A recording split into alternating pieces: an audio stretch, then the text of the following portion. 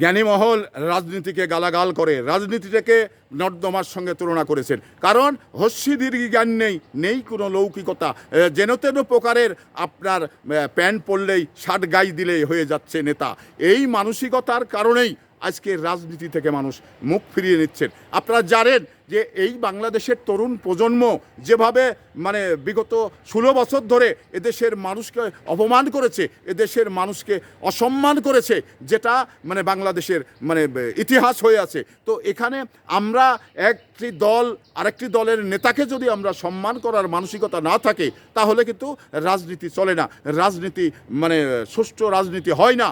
তো এবারে মানে রাজনীতিকে শুদ্ধ করতে গেলে এই সমস্ত মানে গুন্ডা পান্ডা এবং সন্ত্রাসী টোকাইদের এই রাজনীতি থেকে বিতাড়িত করতে হবে। এটা রাজনীতি থেকে যখন রাজনীতির নেতা বিতাড়িত করতে যাবে, তখন কিন্তু তার দলের মানে ক্ষতি হয়ে যায় এবং দলের মানে ভেঙে যায়। যার কারণে নেতারা, দলের প্রধান, তারা কিন্তু চিন্তা করেন যে এই ধরনের থেকে যান। যেমন আওয়ামী লীগ মাঝে মধ্যেই বলেছে যে আমরা দুর্নীতিকে জিরো টলারেন্স ঘোষণা করব।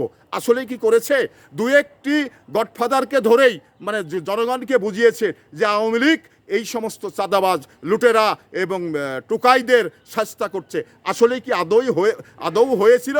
যদি তাই হতো, তাহলে বাংলাদেশের মানে লাখ লাখ কোটি টাকা তারা কিন্তু বিদেশে পাচার করেছে। কখনো এই চিন্তাটা তাদের মাথায় ছিল না। এই কারণেই আজকে মানে জনগণের সামনে যে কথাটি বলা হচ্ছিল, জামাত ইসলাম যে কথাটি বলছিল যে এক চাঁদাবাজ চলে গেছেন, আর এক চাঁদাবাজ ক্ষমতায় আসতে চাচ্ছেন, এই কথাটা কাদের উদ্দেশ্য করে বলেছিল এটা কিন্তু আমরা জানি। তো এখানে জামাত যে কথাটি বলেছিল, জামাতই কি ভালো অবস্থানে রয়েছে?